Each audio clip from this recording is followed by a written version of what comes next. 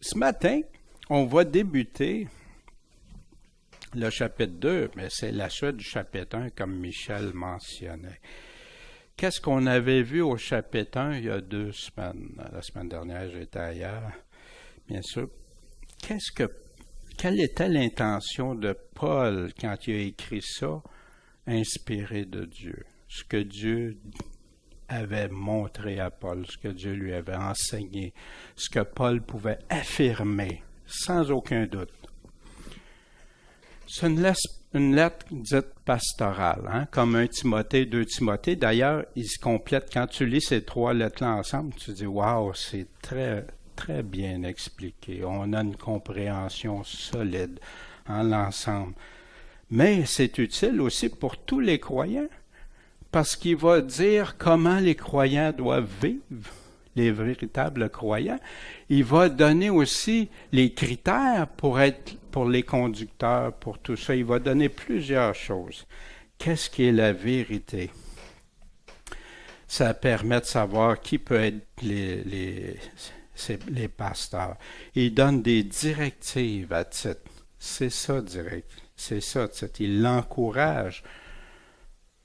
Puis Paul confirme Tite. Parce que Tite, bien sûr, l'a lu, mais pas juste Tite. Tous les assemblées de l'île de Crète, puis après ça, ça nous a servi pour le monde chrétien jusqu'à ce matin. Encore, on la lit, encore, on la regarde, on la lit. Dieu avait prévu ça. Puis l'approbation de Paul, que ça montrait à tous que Paul avait choisi Tite. On se souvient, Tite l'a accompagné pendant de nombreuses années.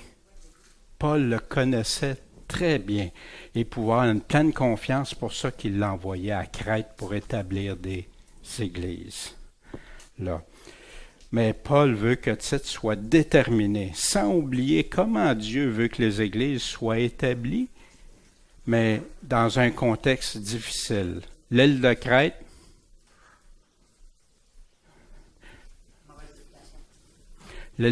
avait une très mauvaise réputation. Une réputation de menteur, une réputation de vivre dans le monde. Et Paul voulait que Tite établisse ça sans aucunement diminuer les critères de Dieu.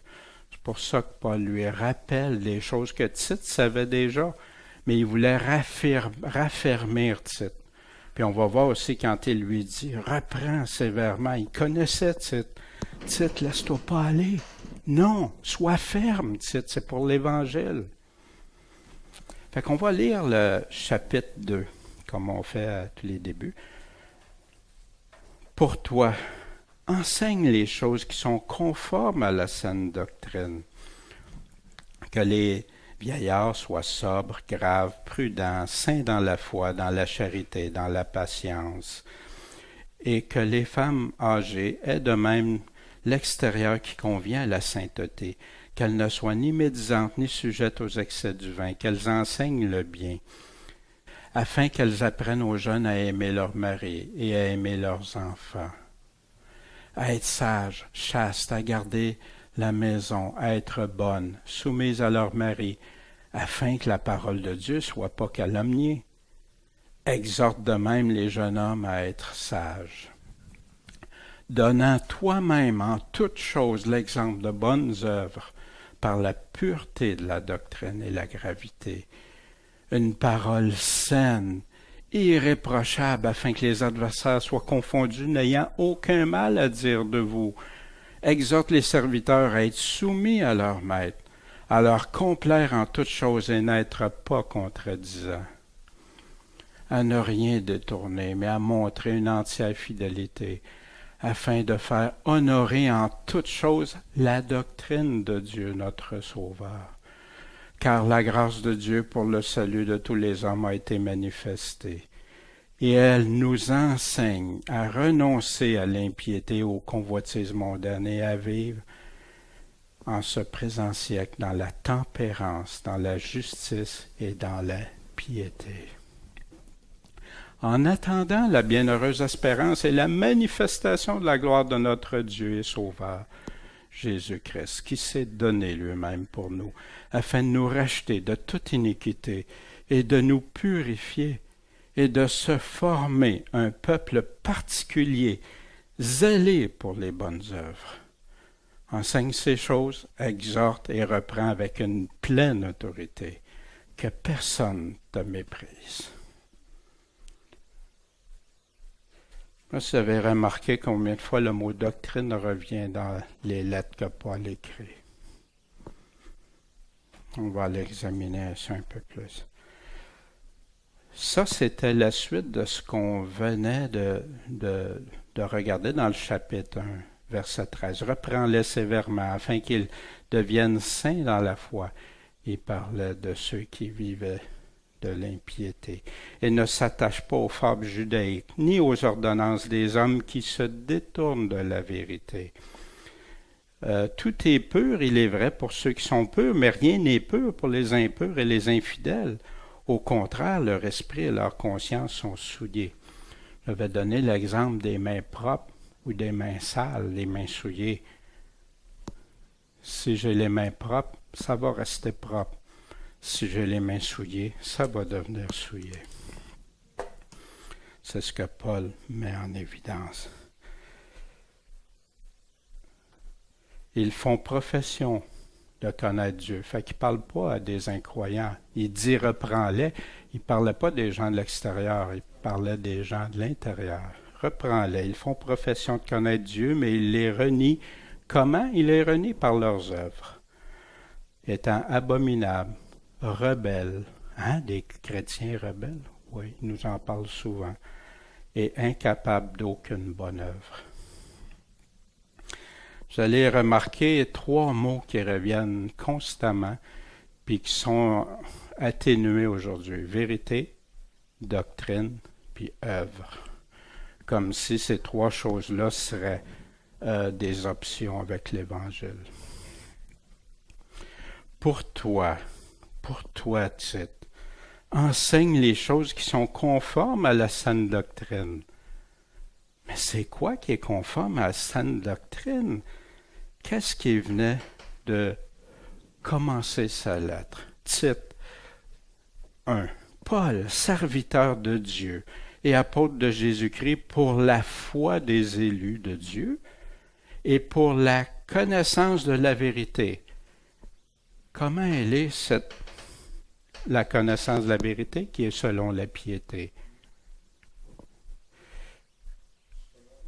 J'avais partagé que j'ai entendu un pasteur prêcher, bien connu, puis qui disait tu peux vivre comme un démon, même un coup que tu t'es converti, mais Dieu t'enlèvera pas son salut. C'est impossible, Dieu ment pas. Il contredit tout. C'est un homme que j'appréciais beaucoup, que j'aimais beaucoup entendre. Je prie pour lui que Dieu le réveille. C'est un homme de Dieu qui s'est égaré. Tu ne peux pas dire ça, vivre dans l'impiété.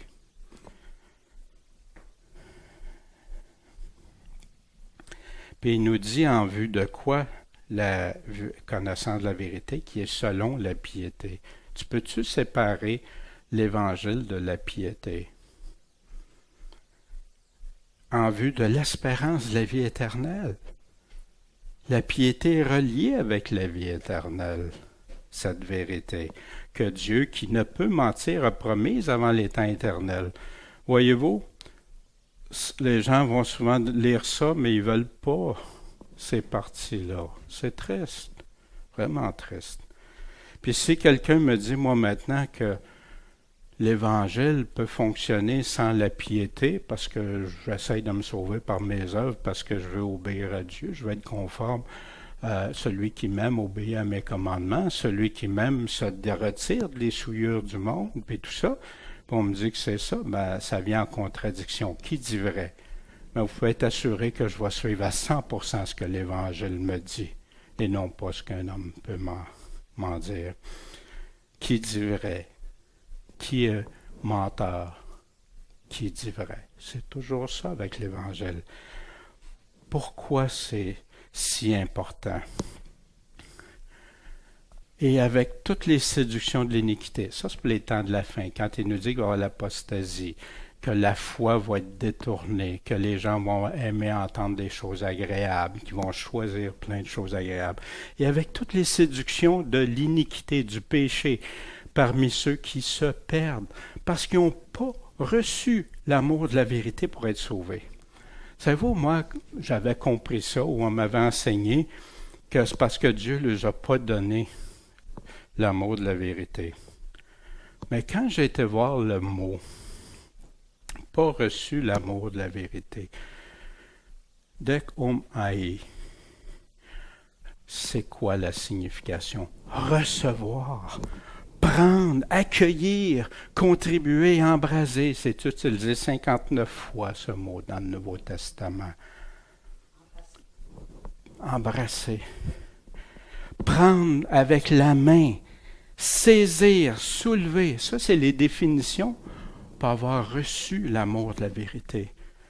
Recevoir, celui qui reçoit, recevoir, accorder un accès à un visiteur, ne pas refuser de relation ou une amitié, ce qui est offert en discours, parole, instruction, recevoir favorablement, prêter l'oreille, embrasser, faire sien, recevoir, prendre sur soi, soutenir, endurer, obtenir, puis apprendre. Ça, c'est les définitions de ceux qui n'ont pas reçu l'amour. Ceux qui l'ont reçu, c'est ça. Ceux qui ne l'ont pas reçu, c'est le contraire. Ils l'ont rejeté. Vous savez, comme dans la parabole des 4 semences, quand Jésus dit, il y en a que c'est le malin qui vient le rechercher, il y en a d'autres, c'est les séductions, après l'avoir reçu avec joie, d'autres, c'est toutes sortes de choses. La vraie doctrine de l'Évangile, il continuait, Paul, dans 2 Thessaloniciens, c'est pourquoi Dieu leur enverra un esprit efficace d'égarement pour qu'ils croient au mensonge. Mais oui, ils rejettent la vérité, ils n'en veulent pas. Comme Pharaon, il l'a rejeté. Il n'en voulait pas. Afin que tous ceux qui n'ont pas cru à la vérité, mais qui ont pris plaisir dans l'injustice, soient sauvés, condamnés.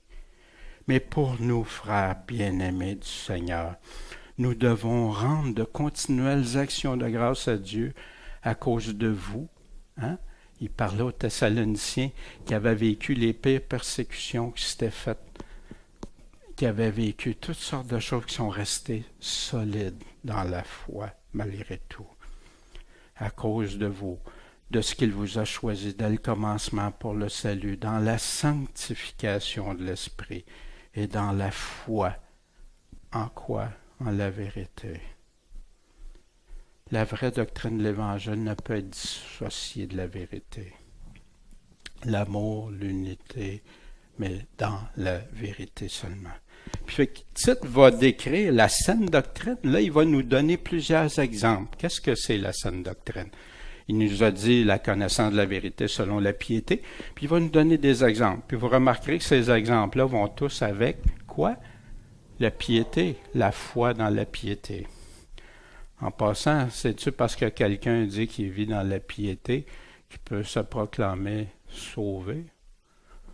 Non, parce que tu peux vivre la piété dans Jésus-Christ, selon Jésus-Christ, pas selon les hommes. Hein? Il y a toutes sortes de religions qui se donnent des choses. Tu dis, wow, tu sais, ils sont vraiment... Mais c'est pas selon ce que l'Évangile dit, c'est des choses qui s'imposent. Que les vieillards, les personnes âgées, soient sobres, tempérés, modérés, graves, prudents, honnêtes, honorables, saints dans la foi, dans la charité et dans la patience. Fait comment, qu'est-ce que tu dois enseigner comme saine doctrine aux personnes âgées? Après ça, puis Timothée complète ça en passant, que les femmes âgées aient de même l'extérieur qui convient à la sainteté, qu'elles ne soient ni médisantes, pas dire du mal des calomnies, ni sujettes aux excès du vin, qu'elles enseignent quoi le bien, afin qu'elles apprennent aux jeunes femmes à aimer leur mari et à aimer leurs enfants. Comment des femmes chrétiennes matures peuvent aider, sinon qu'en aidant les plus jeunes à vivre conformément à ce que Dieu demande, à être sages, chastes, à garder la maison, à être bonnes, soumises à leur mari, afin que la parole de Dieu ne soit pas calomniée. Parfois, on entend des choses, ben ça, c'est plus d'aujourd'hui. Mais Paul parle pas de ça, que c'est temporaire. Paul dit quoi enseigner? À la saine doctrine. Reste dans la saine doctrine. Qu'elle fasse l'affaire, qu'elle fasse pas l'affaire, que ce soit c'est pas des choses agréables ou agréables. Non. Reste attaché à la saine doctrine. Dis les choses. Puis comme ça, la parole de Dieu ne sera pas calomniée ou blasphémée. Ce qui revient au même. Dans Timothée, Paul complète, il dit que pareillement, les femmes se parent d'un vêtement honnête, avec pudeur et modestie, non de tresses de cheveux, ni d'or, de perles, ni d'habillement somptueux, mais de bonnes œuvres, comme il convient à des femmes qui font profession de servir Dieu. Vous savez, les œuvres sont toujours mises en grande importance. Mais aujourd'hui, parce que Luther a combattu la grâce et les œuvres, parce que l'Église catholique enseignait que tu étais sauvé par tes œuvres en donnant de l'argent, en faisant ci, en faisant ça. Mais il y en a qui ont extrapolé dans ça. On est sauvé par la grâce de Dieu. C'est très vrai. Sans sa grâce, impossible. Sans grâce à Dieu, c'est impossible d'être sauvé. Mais il nous sauve pour qu'on fasse, pour le servir. Autant pour les hommes que les femmes ici. En passant, le titre ne dit pas ça juste pour une catégorie. Vous allez voir, quand on regarde, on fait le tour après, ça s'applique à tous les chrétiens. Exhorte de même les jeunes hommes à être sages. Pourquoi les exhorter à être sages? Parce que c'est facile de tomber en dehors de la sagesse. Moi, je regarde mon parcours quand j'étais jeune, puis avec le temps, j'ai eu parfois des bonnes personnes, mais j'ai eu des personnes de mauvaise influence sur moi. Ça ne m'a pas amené à être sage une partie de ma vie. J'étais révolté. Puis je voulais moi-même, tout décider par moi-même. Mais il y en a qui sont vieux, puis ils décident ça encore pareil. C'est plus Dieu qui tranche, c'est eux autres mêmes qui sont là, qui deviennent comme Dieu.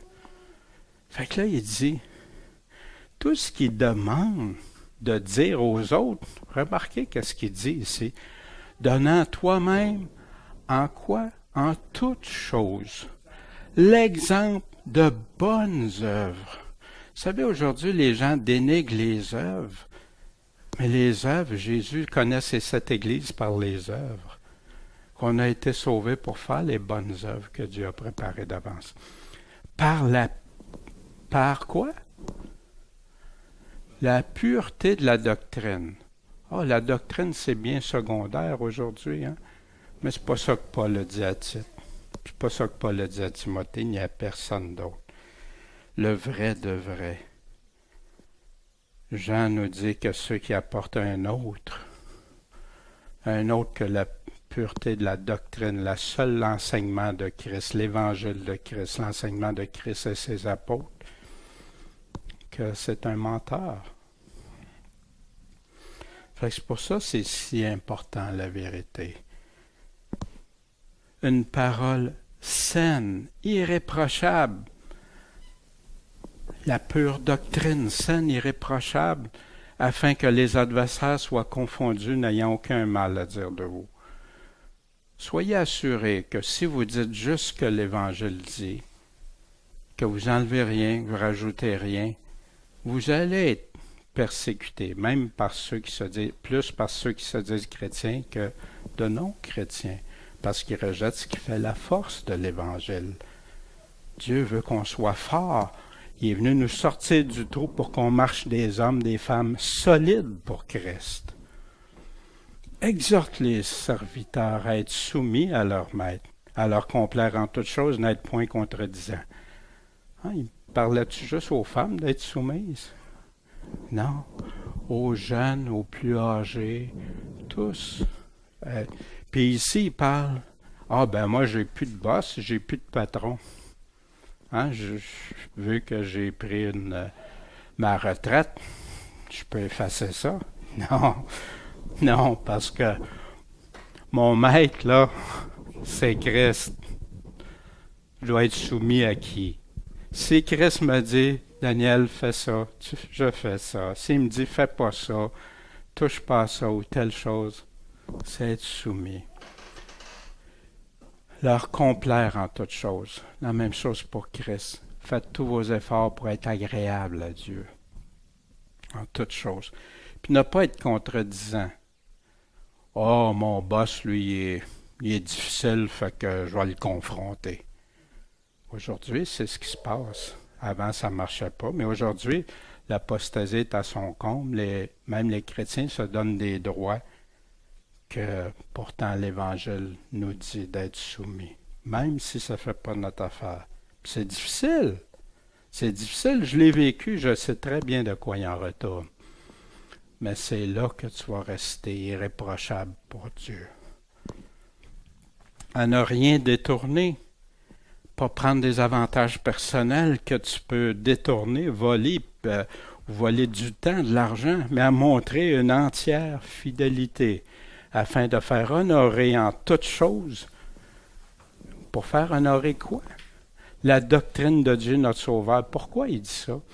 Parce qu'un chrétien qui travaille à un endroit, tout le monde sait qu'il est chrétien. OK? Tu ne peux pas cacher ça.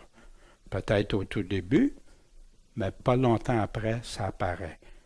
Puis si tu leur as parlé de Jésus, puis Sauveur, Seigneur, puis tout ça, puis que tu contestes, que tu es contredit tout le temps, que tu détournes de ton temps, des accessoires, même prendre des choses qui ne t'appartiennent pas, si tu ne montres pas une entière fidélité pour honorer en toutes choses, qu'est-ce qu'ils vont dire? C'est ça un chrétien? C'est ça être chrétien?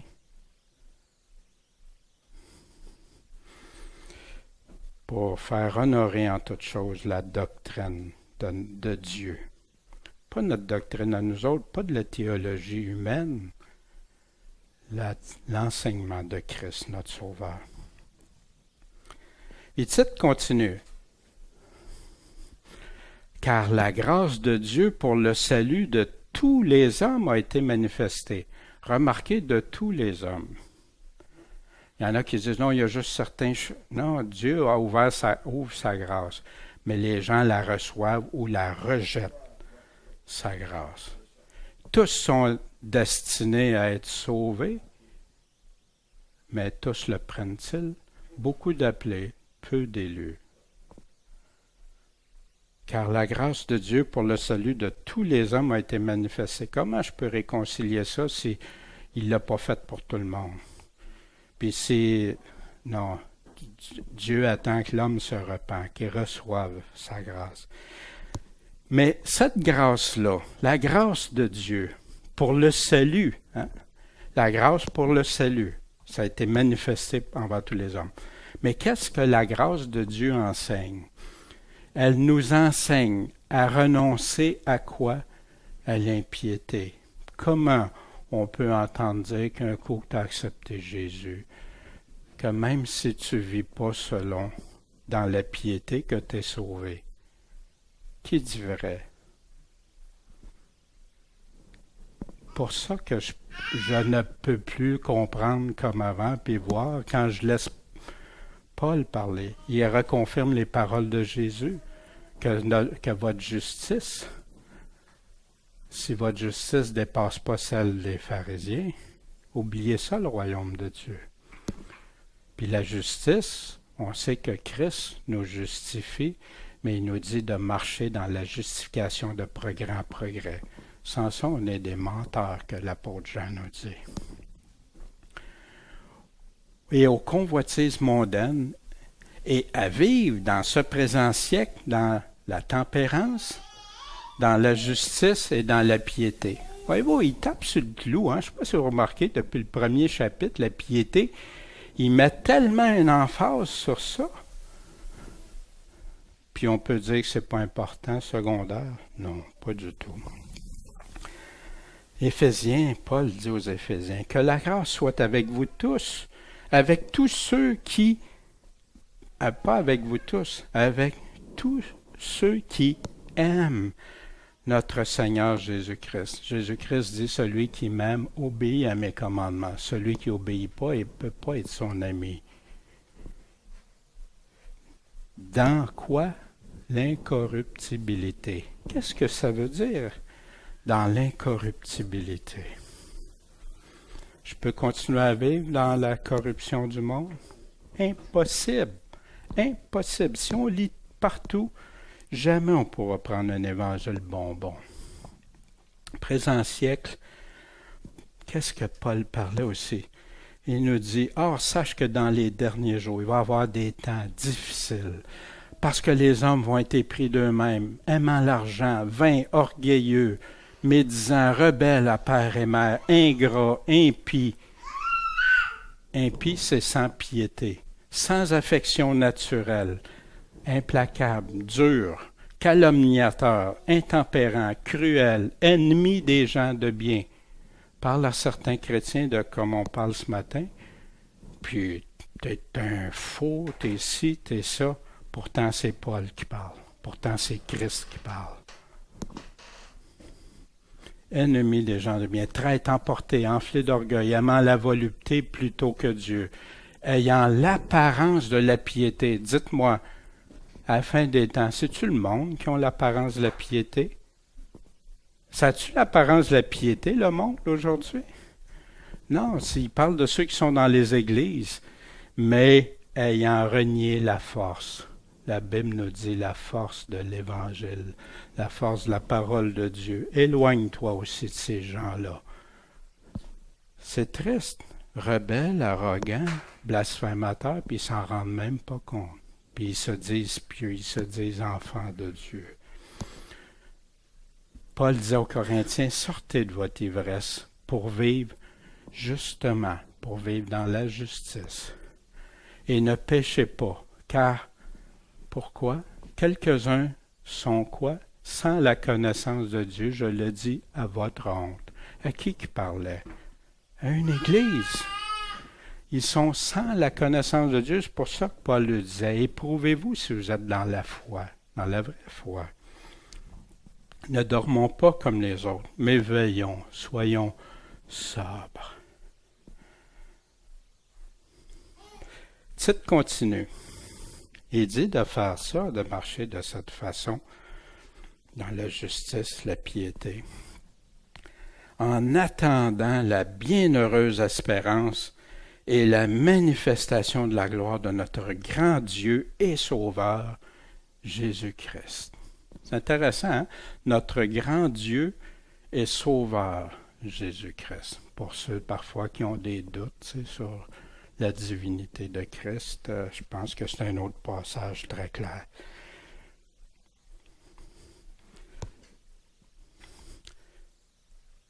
C'est quoi en attendant? Il nous disait de vivre selon la grâce qui nous enseigne à renoncer à l'impiété, aux convoitises mondaines et à vivre dans ce présent siècle, dans la tempérance, la justice, la piété.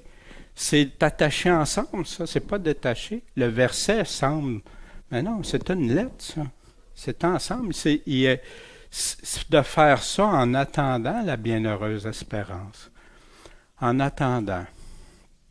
Pierre nous dit, attendant et attend la venue du jour de Dieu, dans lequel les cieux enflammés seront dissous, les éléments embrasés se fondront, la colère de Dieu.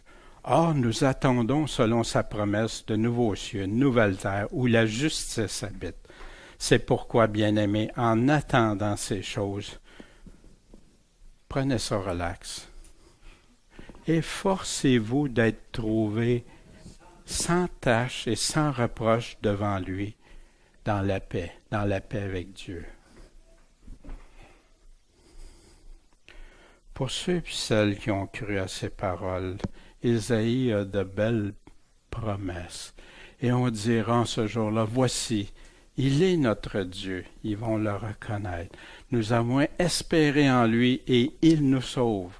C'est l'Éternel. Nous avons espéré en lui. Égayons-nous et réjouissons nous réjouissons de son salut. Wow!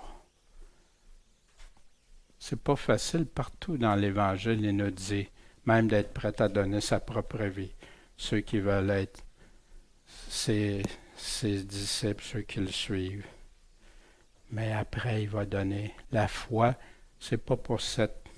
Pendant qu'on est ici, il y a toutes sortes de choses qui peuvent arriver. Puis le Seigneur qui s'est donné lui-même pour nous, afin de nous racheter de toute iniquité et de nous purifier. Et de se former un peuple particulier, dédié, zélé pour les bonnes œuvres encore. Tite répète. À Tite, il répète tout ça. Pourtant, Tite le connaît, Tite l'a suivi pendant des années. Dieu savait qu'on avait besoin de ça, puis ça faire exhorter, ça faire encourager à rester dans la piété. Le Seigneur dans Galates qui s'est donné lui-même pour nos péchés, afin de nous retirer de ce siècle corrompu. Il nous retire de ça, de vivre de ce monde corrompu, pas pour y retourner.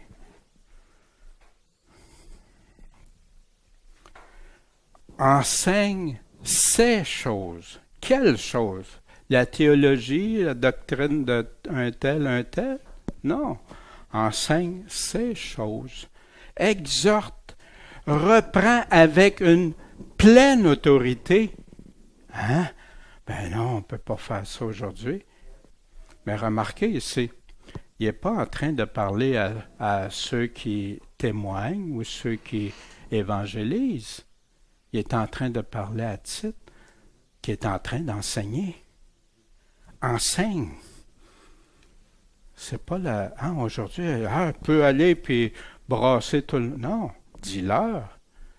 Dis-leur la vérité, avec douceur, avec une main de fer dans un gant de velours, c'est correct.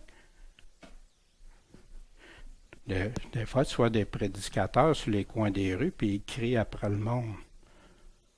Honteux. Honteux. Ça fait des dégâts. Puis ça fait blasphémer la parole, des moqueries, puis tout ça, au lieu d'attirer les gens, ça les repousse.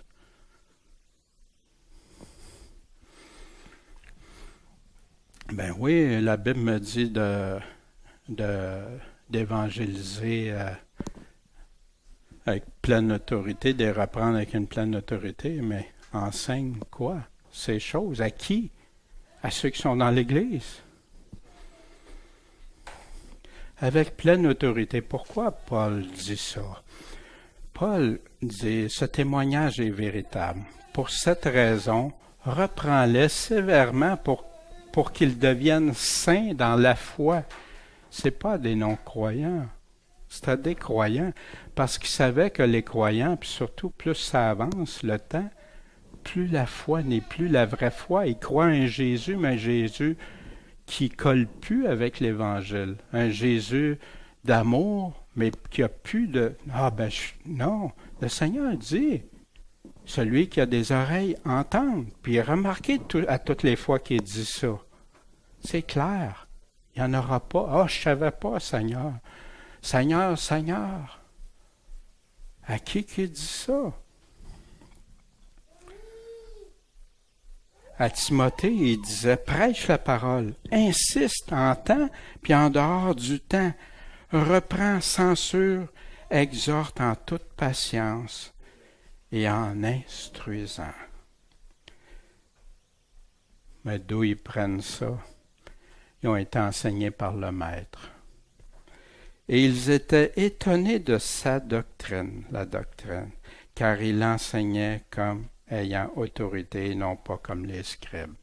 Jésus avait donné ça à Jean-Baptiste, au Seigneur. Mais Jésus surpassait tout quand Jésus est arrivé. Pleine autorité. L'espérance de l'Évangile. Dans Colossiens, Paul dit, à cause de l'espérance qui vous est réservée dans les cieux. Amen. Amen, cette espérance. Et dont vous avez eu précédemment connaissance. Comment? Par la parole de la vérité de l'Évangile. La vérité, ce n'est pas des petites parties. La vérité, c'est un tout. pourvu, au verset 23, que vous demeuriez fondés dans la foi et inébranlables, n'abandonnant pas l'espérance de l'Évangile que vous avez entendu, qui a été prêché à toute créature sous le ciel, dont moi, Paul, j'ai été fait ministre. Puis dans Hébreu, il dit « Espérance que nous gardons comme une ancre de l'âme, sûre et ferme, qui pénètre au-dedans du voile. » Quand tu crois en Jésus-Christ, tu crois ce qu'il te dit. Pas juste les paroles qui font l'affaire, mais tout ce qu'il te dit. Tu le suis, tu es en pleine confiance. Puis quand c'est pas facile, il t'aide. Vivre sous la grâce, Paul nous explique dans Colossiens 3. Faites donc mourir dans vos membres, ce qui dans vos membres tient à la terre, au monde. La fornication, l'impureté. La fornication, ça se fait dans le cœur, même dans n'importe où. L'impureté, les passions, les mauvais désirs et l'avarice qui est une idolâtrie. Car c'est pour ces choses que la colère de Dieu vient sur qui? Sur les enfants de rébellion. Puis quand tu regardes les enfants, c'est toujours dit pour ceux qui ont cru en Jésus-Christ, dans lesquels vous aussi, vous avez marché quand? Aujourd'hui? Non, autrefois. Autrefois, c'était comme ça. Plus maintenant, plus quand tu es renouvelé, plus. Puis si tu chutes, comme l'apôtre Jean nous dit, repens-toi, confesse-le, abandonne-le. C'est sérieux. On ne joue pas avec ça. Puis ceux qui veulent continuer à vivre dans le péché, c'est triste. Fait que ce matin, dans le chapitre 2, on n'a pas fini, le chapitre 3 s'en vient, vous allez voir. Puis Paul garde toujours les mêmes thèmes qui répètent, que ça soit très clair. Puis voyez-vous, Paul va dire à Tite, dans le dire « reprends sévèrement », il va dire à Timothée avec douceur. Pourquoi ça? Pourquoi? Paul se contredit-tu? Y a-tu deux langages, Paul? Parle des deux côtés de la bouche? Non. Parce que Timothée était affermi. Il disait les choses, puis Timothée avait peut-être... dis-le avec douceur, Timothée. À Tite était laissé dans une contrée difficile, en Crète. Crétois, toujours menteur, vente paresseux. Je ne sais pas dans quel genre de population qu'on est. Mais Paul disait aussi selon. Mais il disait à tous les deux, reprendre avec autorité. Tite avait besoin d'entendre que Paul était en appui 100%, qui répétait les choses de Dieu à 100%. Tite, sois pas. Puis il va le répéter, il l'a dit au chapitre 1, 2 et 3. Paul va le répéter à Tite. Soyons affermis. Dans les réflexions, un pasteur des années 1600, dans les réflexions, Paul fait deux choses dans ce chapitre. Il marque les devoirs des vieillards, des femmes, des jeunes gens et des serviteurs, puis il recommande à Tite d'être lui-même à toutes ces personnes-là, et surtout aux jeunes gens, un modèle de sagesse et de vertu. Deuxièmement, il donne un excellent abrégé de la doctrine chrétienne. Il marque quel en est le but. L'abrégé de la pureté, la piété, la justice, l'espérance. Ce chapitre nous enseigne en général que la charge des pasteurs les engage principalement à former les hommes à la piété et à la sainteté. C'est ça le rôle premier. Il y en a qui vont tourner toujours autour des rudiments de l'Évangile sans les amener de progrès en progrès. C'est triste, c'est pas ça. Moi, au début, une partie, j'ai été enseigné comme ça, puis ça revenait toujours tout le salut, le salut, le salut, mais ça allait pas plus loin. Puis quand ça allait plus loin, ça présentait des options. Mais c'est pas ça, l'Évangile. Former les hommes à la piété et à la sainteté, et à instruire soigneusement toutes sortes de personnes des devoirs qui conviennent à leur état et leur vocation. Les personnes âgées doivent apprendre ici à être sobres, graves, pieuses et pleines de charité. Les femmes chrétiennes à vivre aussi dans la sobriété, à fuir la médisance, à aimer leur mari, à prendre soin de leurs enfants, à garder la maison, les jeunes gens à être modérés, sobres, chastes et bien réglés dans toute leur conduite. Et ceux qui sont en service à demeurer dans la soumission et dans la fidélité envers leur maître. Les exhortations que Paul adresse à Tite de se rendre lui-même un modèle de pureté, de gravité et de bonnes œuvres montrent que ceux qui prétendent instruire et exhorter les autres doivent pratiquer, premièrement, les premiers ce qu'ils enseignent et donner aux hommes l'exemple de toutes sortes de vertus. Nous devons faire une très particulière attention à l'abrégé que Paul donne dans ce chapitre de la doctrine chrétienne en disant que la grâce de Dieu qui a été manifestée par Jésus-Christ nous appelle à renoncer non seulement à l'impiété et au crime, mais aussi aux passions et à l'amour du monde et à vivre dans la tempérance, dans la pureté à l'égard de nous-mêmes, dans la justice envers notre prochain et dans la piété envers Dieu. Et que ce n'est qu'en vivant de la sorte que nous pourrons attendre avec confiance le dernier et l'illustre avènement du grand Dieu et Sauveur Jésus-Christ. Ça, c'est l'Évangile tel qu'il était prêché. Vous savez, il va nous compléter. C'est là la doctrine que les ministres de l'Évangile doivent annoncer dans l'Église et qui doit servir de règle pour la conduite des chrétiens. C'est aussi le but et le dessein de la venue de Jésus-Christ et de sa mort, puisque comme Paul le dit, il s'est donné pour nous afin de nous racheter de toutes sortes d'iniquités, de nous purifier, de se former sur la terre un peuple particulièrement consacré et zélé pour les bonnes œuvres. Vous savez, si vous voulez comparer, savoir si quelqu'un, un pasteur, un prédicateur, n'importe qui dit la vérité, vous pouvez lui demander, pour être sauvé, est-ce que je dois vivre dans la piété? Est-ce obligatoire? La personne qui va vous dire le contraire de Paul, je pense que vous pouvez avoir une réponse. Hein? Mais c'est triste, mais c'est ça qui se produit.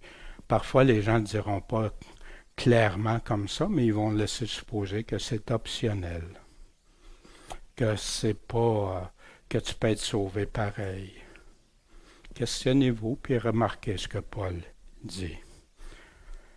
En conclusion, suis-je dans la vérité selon la piété telle qu'établie par l'Évangile de Jésus-Christ?